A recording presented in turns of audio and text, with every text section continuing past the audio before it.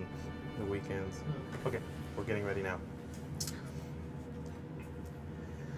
Welcome to ThinkTech, raising public awareness about technology, energy, globalism, and diversification.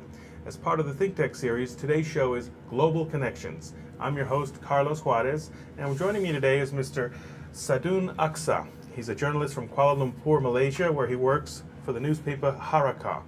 Today we're going to talk about Pan-Islamic journalism in Malaysia, but also a range of other issues. Remember that we broadcast this show live from the internet at 2 and at 4 every weekday. All of our shows are streamed on Ustream TV and Spreaker.com. And if you want links to our live streams as our previous or any of our previous broadcasts, just go to ThinkTechHawaii.com. That's ThinkTechHawaii.com. If you should wish to join us in our downtown studio gallery for any of our shows, just write to j@thinktechhawaii.com. So again, we're joined this morning by Mr. Sadoon Aksah. Mr. Aksah is a senior researcher and a content provider for the English section of Harakak, a newspaper in Kuala Lumpur. And thank you for joining us this day. I'd like to see if you could maybe open with a few remarks. Tell us a little about yourself. You're from Malaysia. This is your home in Kuala Lumpur. Yes. Can you give us a little background about your work and what else you've done aside from the current work? You're welcome. I'm Sadoon. I work at my current newspaper for about 8 years now. Mm-hmm. We come out like twice weekly. Mm-hmm. We have a circulation of about 100,000. And the section that I'm working for is the English section. It has it comes out just once a week.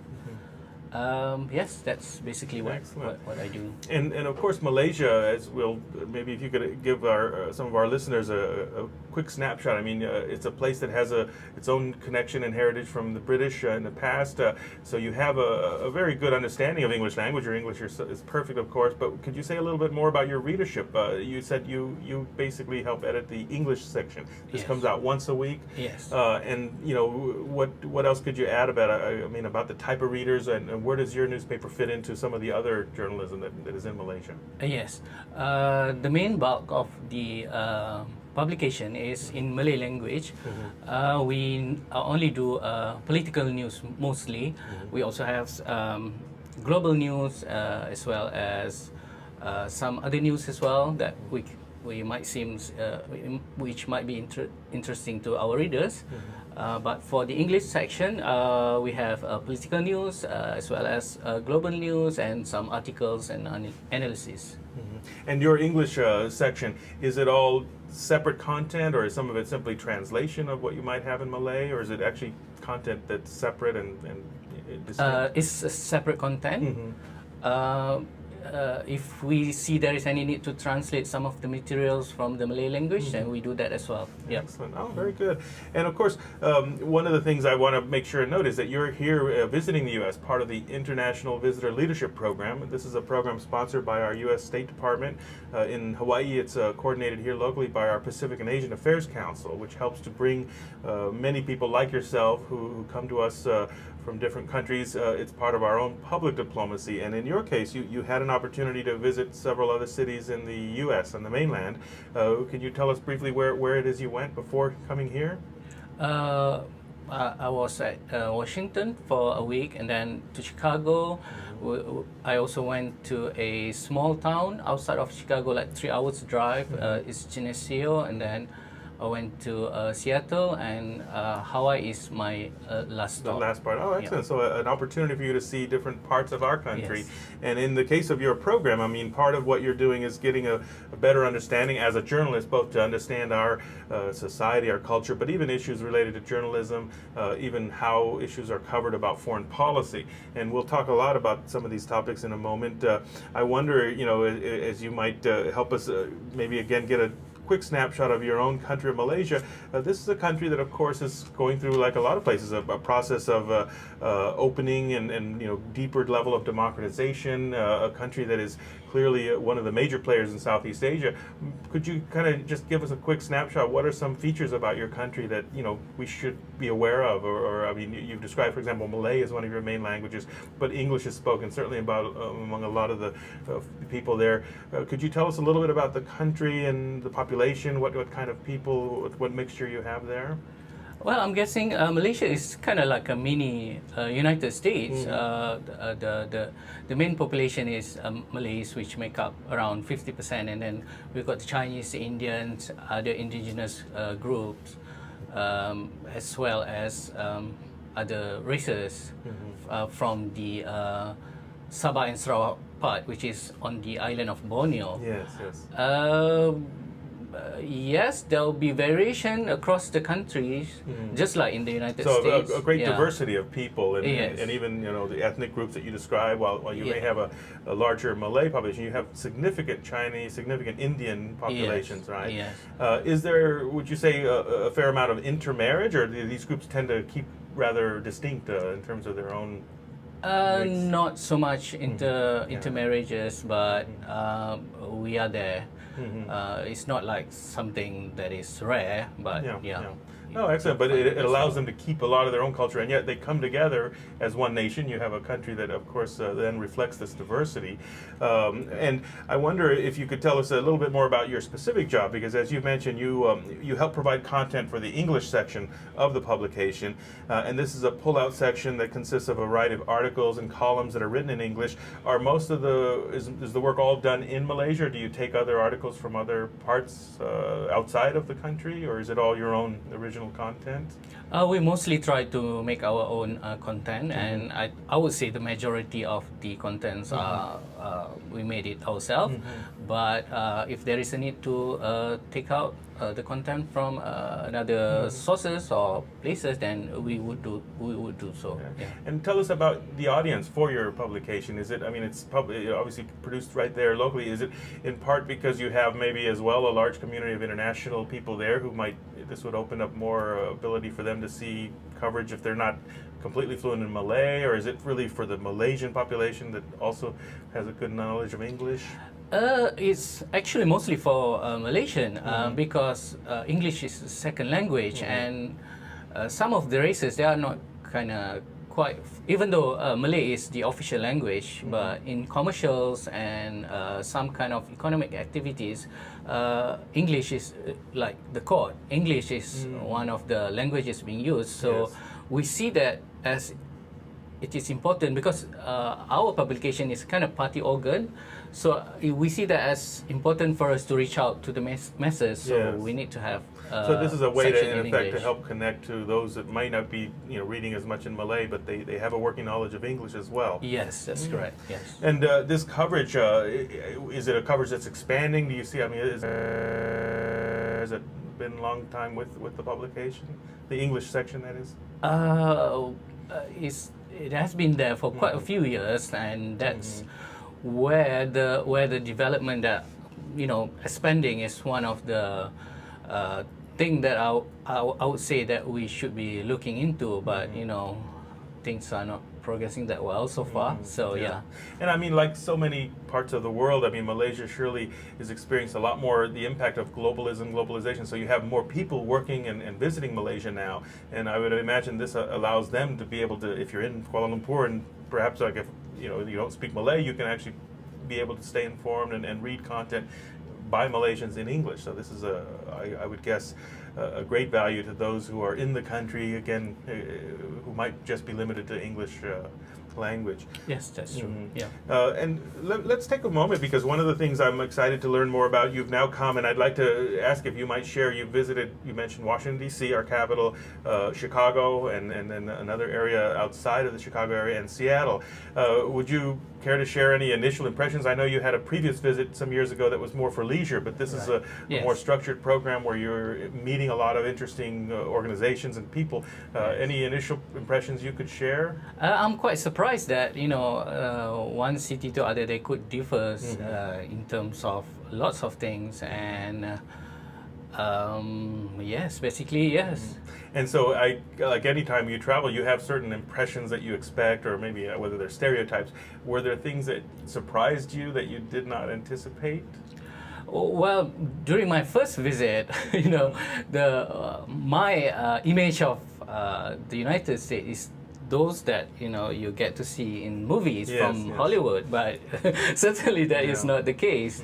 So yes, but even then, during my visit now, I mean, there are certain things that you have some mental image like shops, and because you used to see part of the U.S. where shop is kind of separated from another officers or another governmental places, but that's certainly not the case across the country. I mean, you know. Yeah, It's and different. of course, as I think even your own country, the diversity you explained, we have that here. We're a large collection of 50 states, and it reflects that diversity.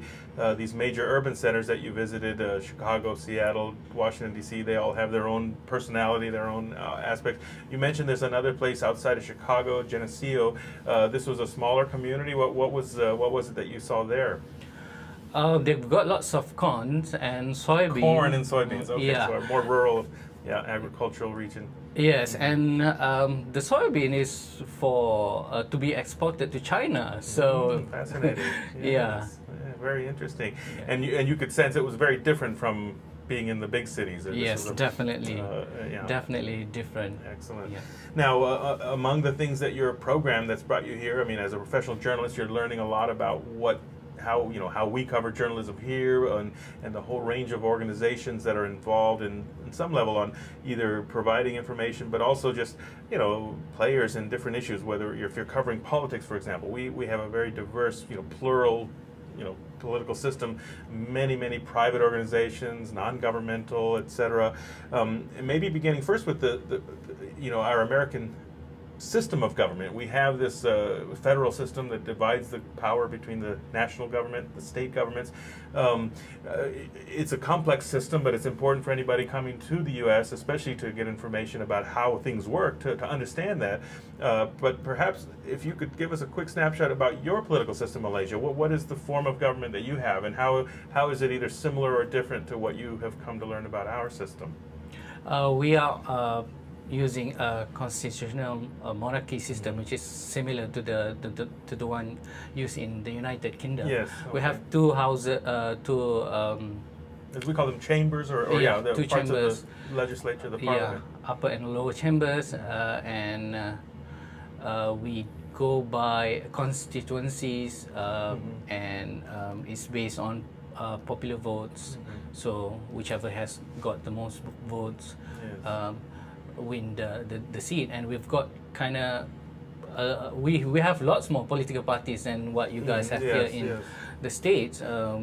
We have around 20 political parties that and they might form coalition with each other's.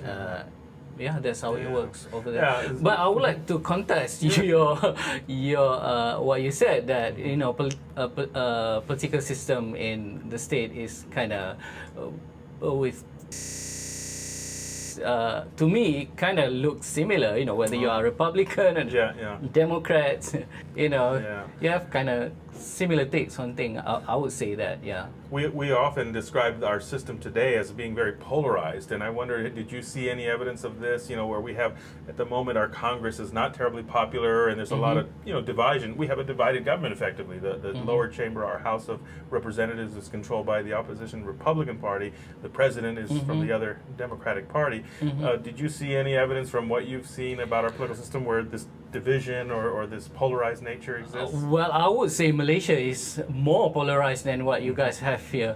You could be polarized, but you could be polarized on a small issues, but where we got More fundamental, larger, bigger. polarized Yes. on the more Yeah. fundamental things. Interesting. Yeah. And as a parliamentary system that you've described, you've got essentially your leader comes out of the parliament, the head of whatever coalition gets formed, right? Yes. But you described a monarchy. Tell us briefly about your basically the head of state and what who holds that position.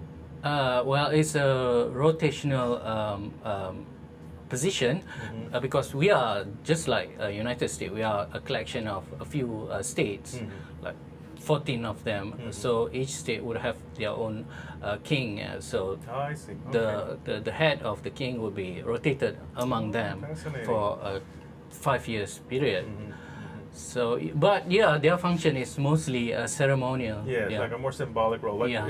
typical of a lot of the constitutional monarchies, where Yeah. they are the head of state more in name and as a symbol of the national identity. The head of government is the prime minister. Yes. Is that, tell us briefly, who is your current prime minister, and have they been in office very long? Currently, we have Datuk Sri Najib Razak. He had led his party to win the last election with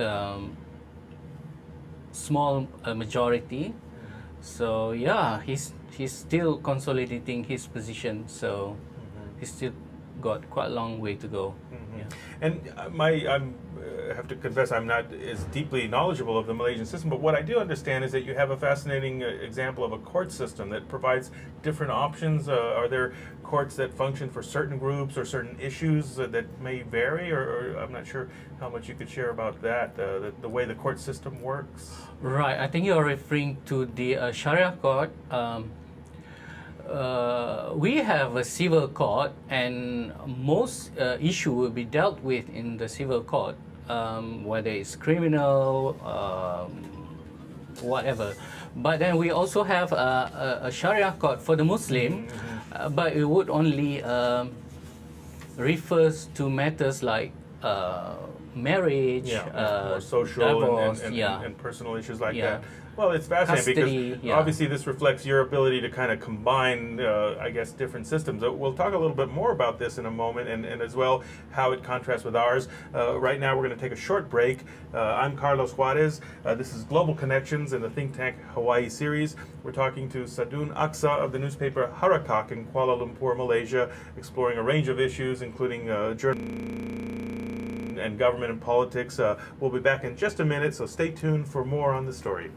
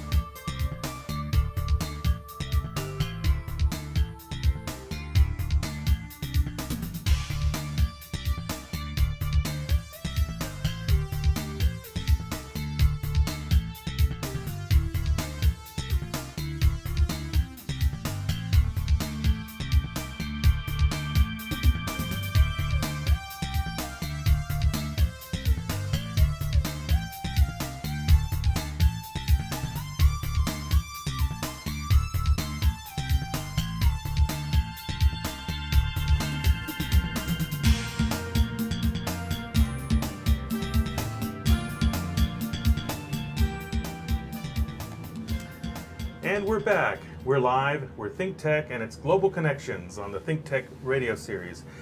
Talking today with Mr. Sadoon Aksah of Malaysia, and we're talking about a range of issues, but particularly about journalism. You're a journalist here in Kuala Lumpur. Not here, but there, I'm sorry. But as you can tell us a little bit more, given your country and its complexity, the diversity, even the nature of the political system, I'd like to learn more about some of the way in which media is connected and particularly, I mean, what kind of organizations or groups have a role there? Your trip here has brought you to kind of look at American journalism and maybe how we have different influences on the media, maybe lobby groups, advocacy groups, maybe even religious institutions. But if you could maybe step into your, Malaysian perspective, I mean, how could you describe the way media and journalism and government are sort of connected and intertwined in Malaysia? Tell us a little bit. Right. Well, in Malaysia, there is this laws that requires for any publication to get a license if they want to sell, something that goes out regularly to the public. So that would be on a yearly basis. So.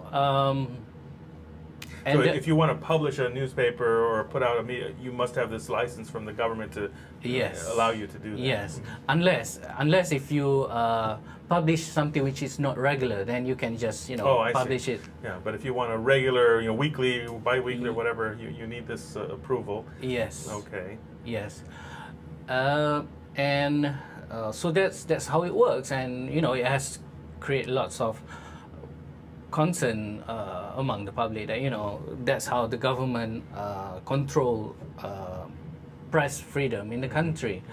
There are also other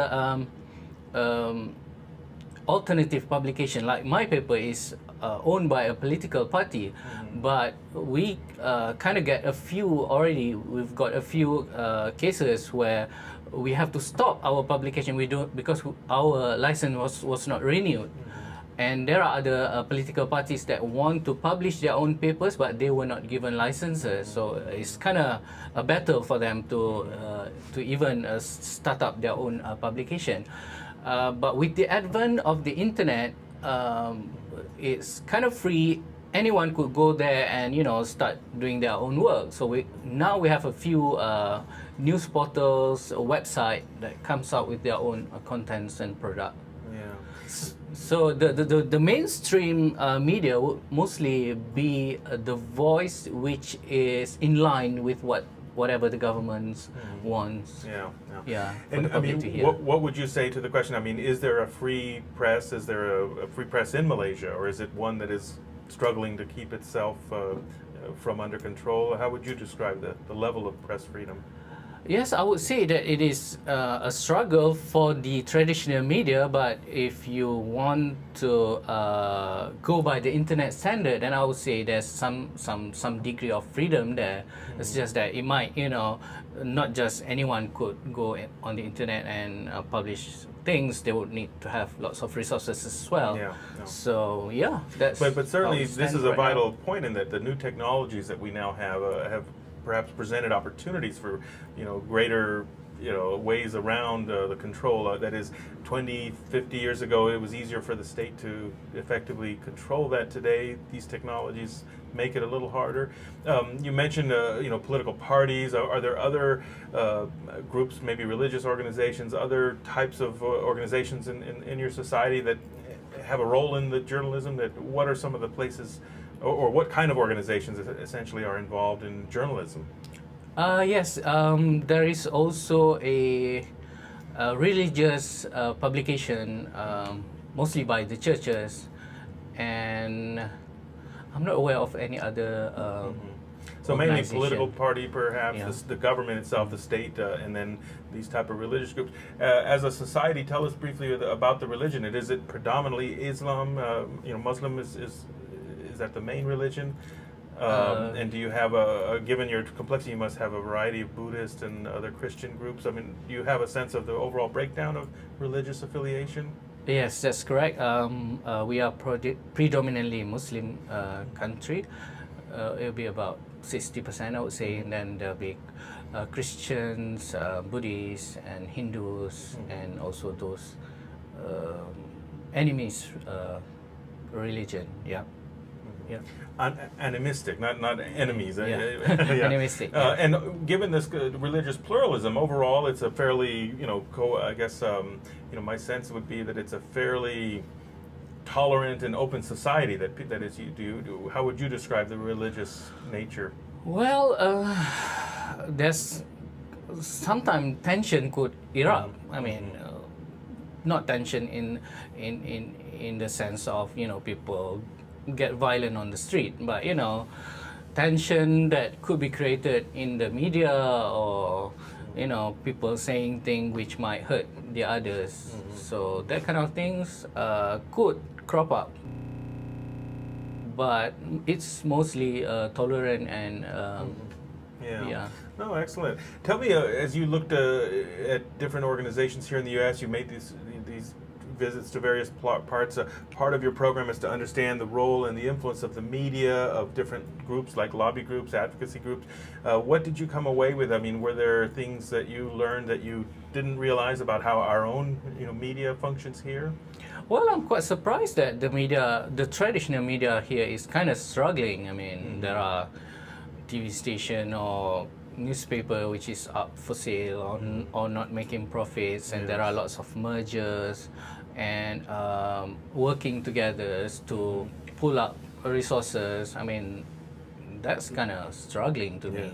Yeah, and it's a reflection of the changing technologies, right? That makes it hard as people may be watching less either television or reading less newspaper. They're getting their news from other sources, right? Yes.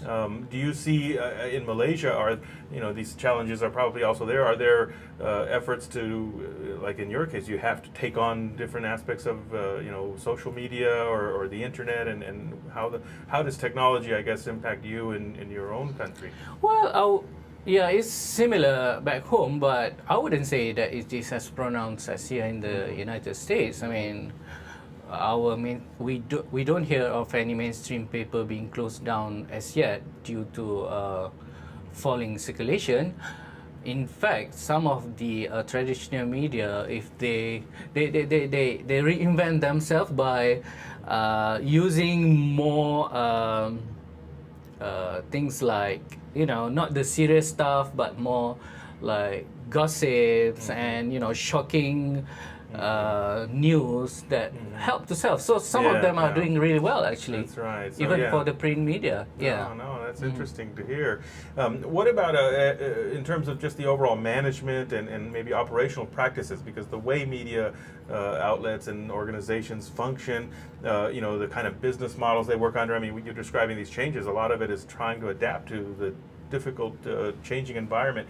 Are there, I guess, either business models or business practices that you see happening from what you've seen in the U.S. also similar in Malaysia? Or describe maybe a little bit about the business or operational side of doing journalism. Right. Yes. Mostly, I think it's for the new media. I mean, well, the way I look at it is still kind of fuzzy. I mean, which way the model is going to be used, you know, that is sustainable. And I'm also seeing that back home. I mean, there are news websites that start to charge the public for the content, but there are others that still, you know, let the readers have it for free. And I mean, and that was one of the concern that I have with my publication, because our online version is kind of free for the public. So yeah, it's still trying to figure out what are the options. But I think as you see and learn some of what's happening here, these are real challenges that we're facing as well. In terms of what you saw in Washington and in Chicago and Seattle, what were some places that you came to learn about their inner workings, some of the media outlets there? Did you visit some places? Yes. Like I said, there are newspaper in the quad cities that they bought another papers. I'm guessing it's because they need to pull up resources, you know, and instead of competing with each other, they need to band it together to get wider readership. And also there's paper in Seattle that is kind of struggling in trying to remain profitable. But I'm guessing because they have strong finance background, they could afford to running at a loss. But it's all a challenge.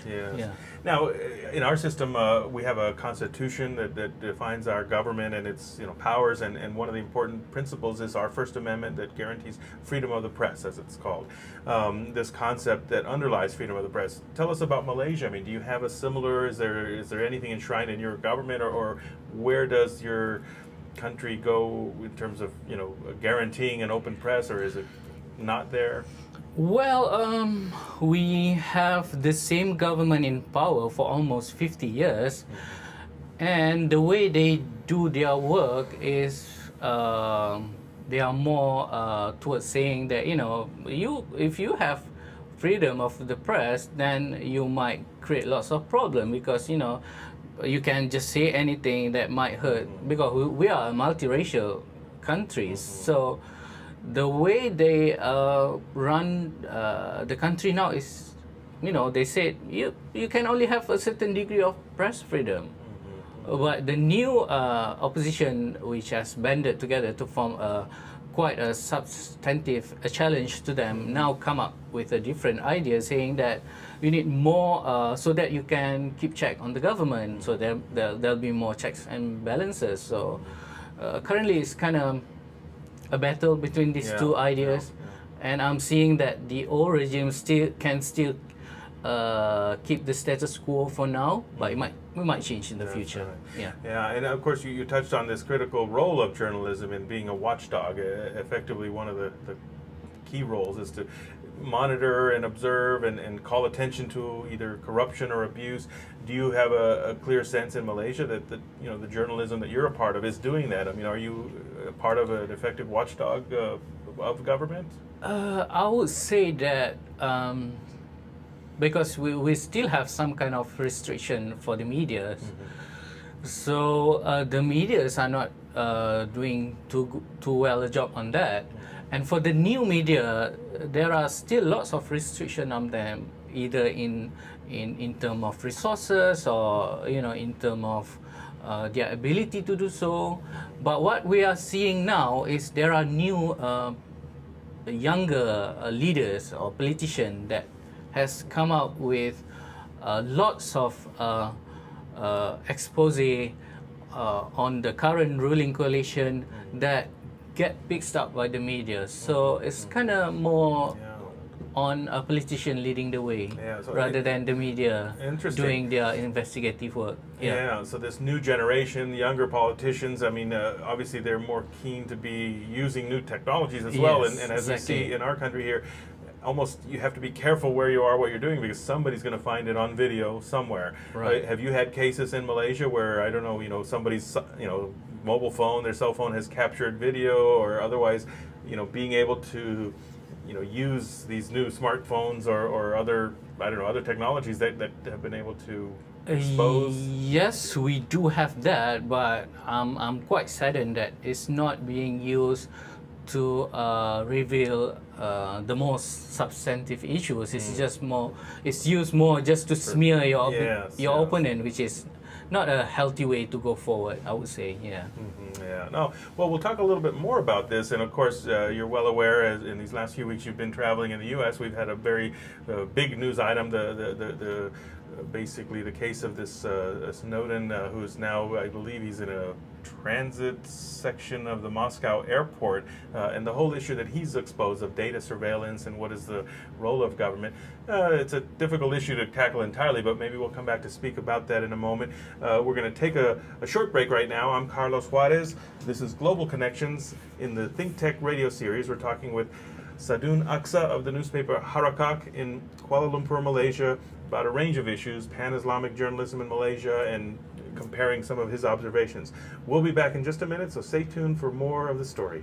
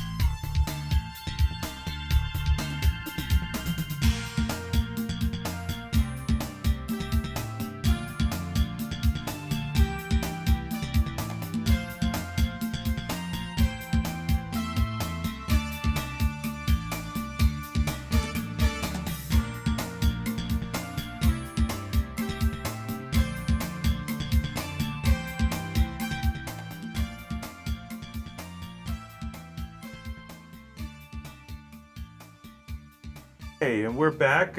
Thank you very much. We're live. We're ThinkTech, and this is Global Connections on the ThinkTech radio series, talking about Pan-Islamic journalism in Malaysia. And maybe I want to ask you if you can begin with this notion. I mean, here you are in this country of Malaysia. You're covering a range of issues. Tell me briefly what it is your own paper is focused on more. Is it regional issues? Is it domestic issues? International issues? What are some of the main topics that are covered in your newspaper? Right, we are mostly on political news, domestic political news, but we do also cover regional as well as world news. Yeah. And you know, Malaysia is a key country in Southeast Asia. Like every place, you've got regional dynamics happening, so things happening in some of your neighboring countries are impacting you. What are, in a quick snapshot, what are some of the key issues, for example, now that are going on in the region that you might be covering? What would be some examples of stories?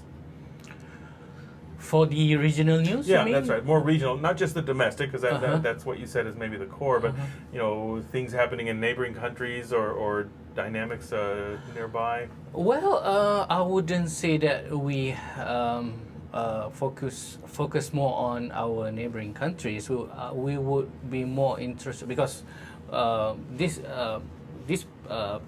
newspaper is kind of for Muslims. So if for other news, then we'll be more interested on what's happening in other Islamic countries to see what's going on there. Yes. You know, things like what happened in Turkey, in Syria, as well as, you know, previously what happened in Iraq, in Libya. Those are the kind of things that would, you know, get us very interested in. Yeah. But if for the region, it could be things, you know, like the tsunami in Indonesia in 2004, because the party did send a delegation to, you know, help out with rebuilding the place. So those are the kind of issues and news that we are interested on. Yeah. Oh, excellent. Well, I'd like to shift a little and talk maybe more about some of the education and training that goes on for journalists, because we've described already a changing dynamics, the journalism field and the nature of newspapers, of journalism, print and broadcast media is all evolving, and that clearly must also be reflecting changes in the education and training. You've been a journalist now for some time in Malaysia, and maybe tell us a little bit about how you got into it, but are there changes that you see happening in terms of the new generation of journalists coming? What are they having? Different skills, different training that goes on? What could you say? Well, I didn't really get into journalism with plans. I mean, I got it quite accidentally. But yes, when I was having my training, on-the-job training, things are being done differently. Now we have sometimes we have interns coming in, and they'll be doing things which we might not have done before, like taking pictures, you know, doing editing, using application, you know. So yeah, there are changes on how you do things. So maybe the traditional journalists just focused on getting the facts for the story and writing it. Now they're actually having to do all the operations and more of the technical skills that are needed, right? Yeah. I know, and we had previously talked, one of the things we see happening here and in many parts of our country is, you know, the nature of journalism does require, or actually the consolidation that's been happening, the closing of some has meant that now we have journalists that often have to take on a lot more different tasks, like you've described there. You maybe haven't seen quite as much of that happening now, but tell us about what kind of training. I mean, do you have in Malaysia, you know, journalism programs, journalism schools that help prepare some, but like yourself, others might come in different ways. So describe a little bit the education options. I'm only aware of you know, journalism courses putting more on the technical aspect of the new media, how to use, you know, the internet, how to do editing and that kind of things. But personally, I think journalists would be required to know more on the business side of the operation as well, because whether you like it or not, You have to be sustainable. You have to have Yeah, exactly. a model that's going to Yeah. function and keep Yeah, you alive. you get to Yes. keep the money coming. Yes, yes. Yeah. So you become a fundraiser, a Yeah, business manager, exactly. all of this. Yeah. Very interesting. Now, do you have in Malaysia professional associations of communication and journalism specialists? I mean, here in the U.S. we do have different types, but is there anything that brings together the different journalists outside of their own immediate workplace, but to help foster any professional development? We have the National Union of Journalists, and I think a few more organizations like the independent one, but not so much on the professional development side. So there's still work to be done there. Yes. Yeah.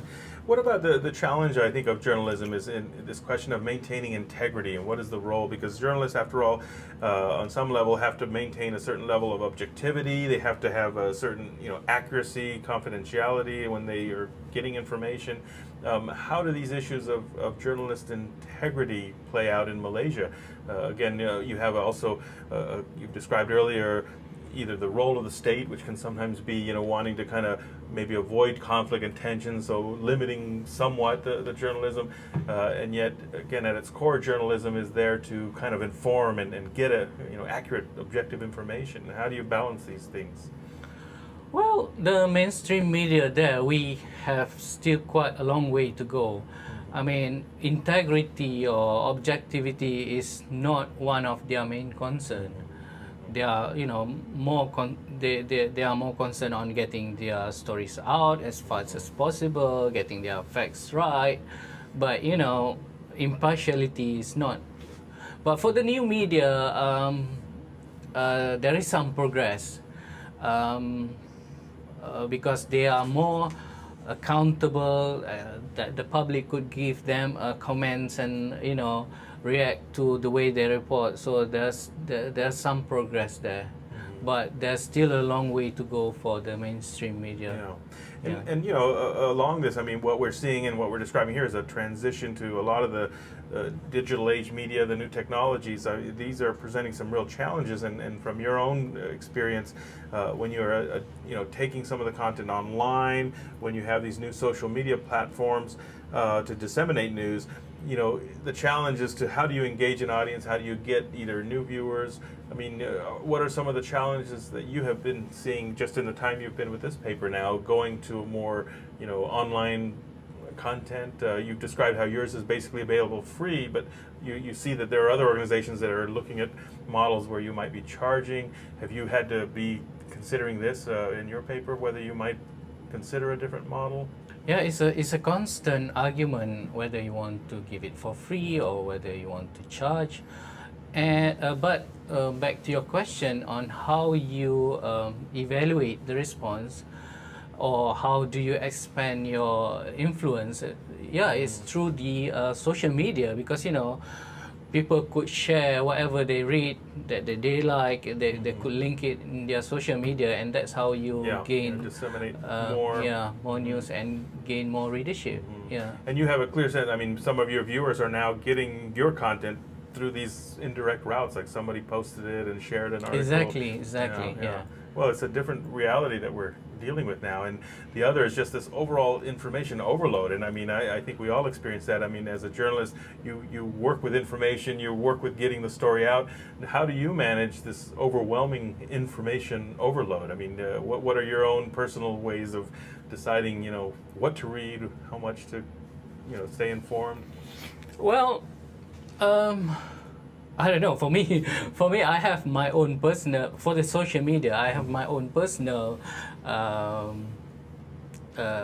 account, which is not related to my work. So I'll be going to my own personal account, and I will be seeing what some of my friends are saying.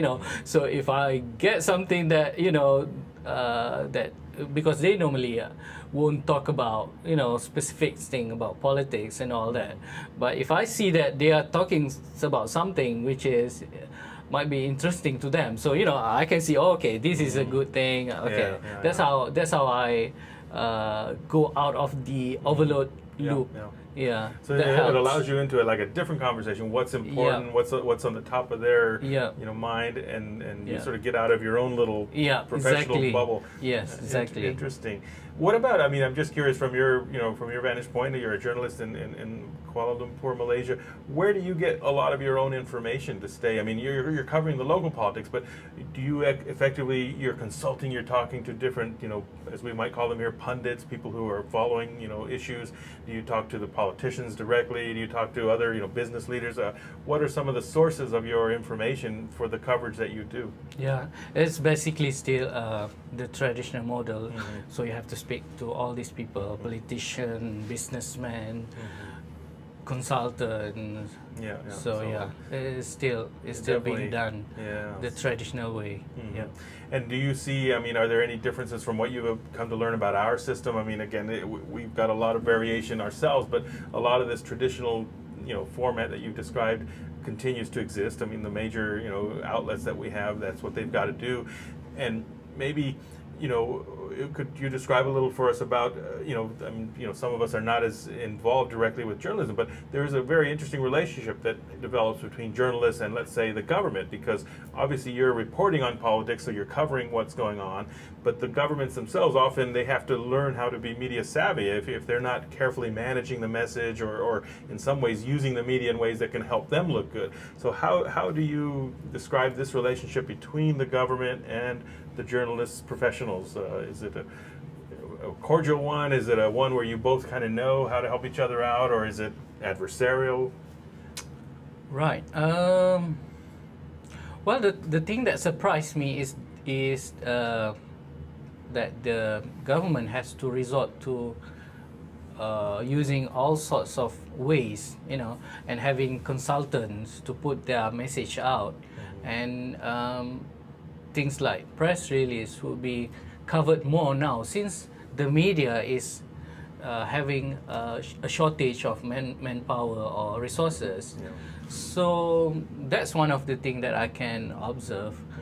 But if you are asking me whether the media and the government is being in bed with one another or having a more adversarial role, that depends. I think it depends on the resources of the media. If they are big and they have all the resources, I'm guessing, and I've seen that they are a bit more, not relying too much on the government to feed them information.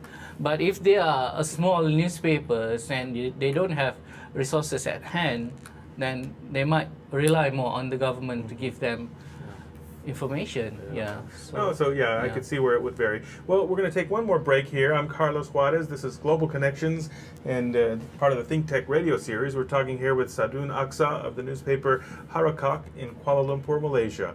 We'll be back in just a minute, so stay tuned for more of the story.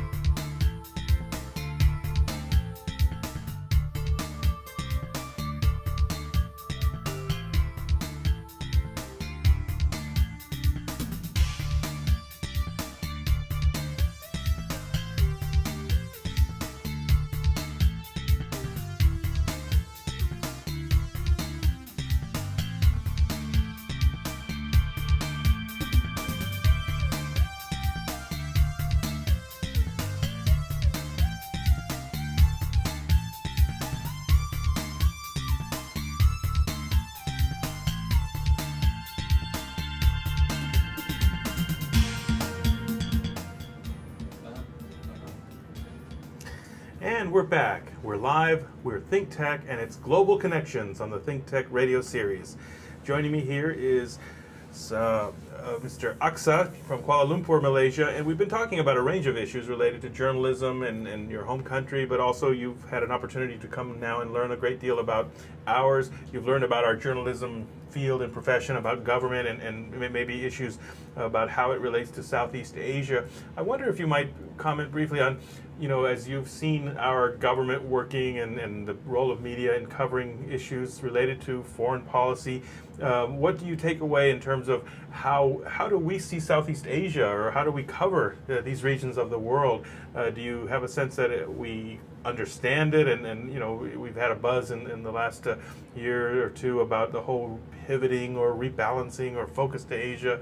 What does all that mean to you? I'm still fuzzy about that. I mean, they all talk about rebalancing, and I don't know. I mean, what that means. Which way you want to go. Whether it's going to be more on the business side or whether it's going to be more on the military side. So it's still a puzzle to me. Well, if it's any comfort, none of us have a clue what it's about. No, it's obviously an ongoing discussion, and I think it reflects just what we understand as a growing, in fact, a very dynamic region of Asia, throughout Asia-Pacific countries like China, even Indonesia, Malaysia, Vietnam, that are all becoming major players or greater players in the global economy. We see that as important for us. And the U.S., traditionally, as you may know, we've been a country that's tended to look towards the Atlantic, and given our foreign policy challenges in places like the Middle East, we've tended to have a focus there in the last decade. Now the sense is that, we have to realize the future is focused more on the Pacific and the Asian region. And yet the other, I would just ask, maybe again from your travels to the various places in our country now, do you have a sense that the United States understands a place like Malaysia, or is it one of many countries that we still have to figure out where it is on the map and what it does? You've met with a lot of different people. What do you take away from that? If you are asking whether they know the country and all that, I would say that Americans tend to have quite knowledgeable. They would open up the map book and they would be able to find Malaysia.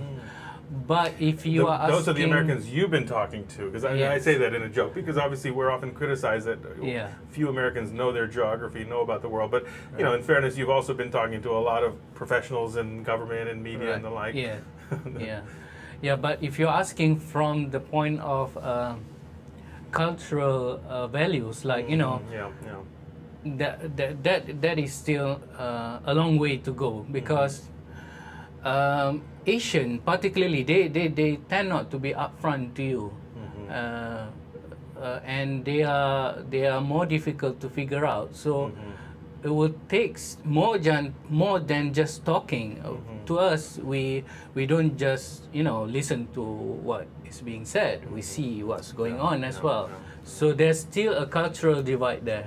And just as of course, you have come and what you're doing in effect is an important role as a cultural ambassador. You've come to both learn about our culture, our society, our system of government, our way of doing journalism, but in the same token, you've also helped inform us, and in this type of dialogue we've had, we come to learn, take away a lot of a better understanding. I mean, obviously you would agree that the more opportunity Americans have to visit a place like Malaysia, we will be able to understand better. Like you described, it's not something you can get right away. You need a deeper level. I wonder on that. I mean, you've come into this program, part of our International Visitor Leadership Program, and one of the goals is precisely that you will not just get a better understanding of your specific issue, journalism, but also a deeper understanding of American culture and society and who we are as a people. At the end of the day, we have governments that carry out policies, but governments come and go. Governments reflect certain interests. We have a deeper and maybe more complex set of issues in terms of our social, cultural values. And just as you described, it's difficult maybe for Americans to fully understand a country like Malaysia in Southeast Asia. It's also fair to say that sometimes the American culture can be a little puzzling. It's difficult because so much of the world is given an impression, an image of the U.S. through our basically our media, and more specifically things like film and television. And yet, I often hear this from visitors that when you get to meet Americans, when you get to spend time visiting or staying in our country, it opens a different view. Do you have anything you could share about, again, things that you maybe did not anticipate, or things that you better appreciate about what you've come to learn about American society? Well, the American can get quite offended quite easily. So, yeah, that's one of the things that kind of take me aback, because you talk about freedom of the press and an open society, but yet when something is just not familiar to them, then they can get kind of offended quite easily. So that's it reminds me. I mean, we often have a lot of emphasis on how we claim to have a separation of church and state, and our Constitution prohibits our government from promoting any religion, and yet we are we're a culture and a society that is deeply religious. It's not a single religion. Not everybody agrees on that, but religion plays a very important role in our country, right? Exactly. Did you see examples of that? I mean, how did you see the role of religion in our country? Well, the people that I've met, I did not see so much of that, but I'm guessing, that's one of the things has an effect on American. Yeah. Very interesting. And otherwise, one of the puzzles I always feel that an important aspect of culture is, well, one of it is language, and the other might be things like food that we don't always think too much about. We take food for granted, but food is a reflection on people's values and maybe their diversity. Our country, with so many different people, we obviously have a variety of different foods, as I know you do. Anything you would share about what you have seen here, or in terms of our food? Has there been anything that surprised you? Yeah, I mean, I'm guessing it's because of globalization. I mean, I'm quite surprised that there are now more and more brands that you will see here, which is also available back home. So I'm guessing that's gonna continue. Yes. But yes, it's quite diverse. And it varies from places to places. In places where there are, like here in Hawaii, I mean, the food is fantastic. I mean, all sorts that you can get. So, but it might your choices might be a little limited if you are in Washington. So actually, a place like Washington is one of the most diverse eating places. Since we have people from all over the world, you can find every kind of cuisine. Yeah, but they kind of has been transformed a bit. Yes, that's true. I think not of the any authentic place. one. Yeah, no doubt. Yeah. Well, it's fascinating, and I think what you've helped us understand is, I guess, the importance of what you've done. You've come and you've had a chance to kind of immerse yourself, because while you may cover through your journalism an understanding of global and political issues, the opportunity that you've had under this type of program to come and experience and learn more about ours, especially what I think is this important role of journalism and how it's changing in the new digital age. The technologies, the things that we discussed earlier, really has transformed what journalists do and what role they might have. Some of it remains the same. That is, there's still a fundamental need for us to get information, and ideally good, accurate information. But as we know here too, I mean, a lot of the media often driven by either some of their needs to get audience to create stories that might be more sensational. Often that drives the journalism to become more a form of entertainment, right? Yeah. If you've been here in the U.S. now and you've looked at any of our headlines, I mean, what you see are stories that I guess are just grabbing the headlines, whether it's the recent saga of we didn't talk a great deal, but Edward Snowden, who had the issue of data surveillance, or otherwise different courts. I mean, we've got trials that are going, and they become very sensational. Well, these are the things that journalists have to balance. What is news and what is entertainment for us, and it's an important role that you have in that. I guess I want to say here, we've had a great opportunity to learn more about Malaysia. I thank you for this time and your role. We're out of time, and we're going to wrap things up now. I'm Carlos Juarez. This is Global Connections.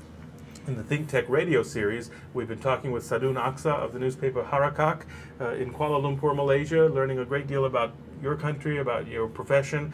I want to thank you all for being here. Thanks also to a number of people we want to recognize: the KGU board operator, Leah Rodriguez, our operations officer, Jack Waters, account executive, Patrick Leonard, our production manager, David Plona, communication director, Chrissy Kofikan, and Trin Nguyen, who comes to us from the Pacific and Asian Affairs Council, which helps coordinate our International Visitor Leadership Program here in Hawaii, and of course Jay Fidel, who somehow puts all of this together. And I want to thank you, our listeners, for listening. ThinkTech will be back very soon with our next show in the ThinkTech series, so please tune in again. If you want to get our daily email or social media program advisories, click the link on thinktechhawaii.com.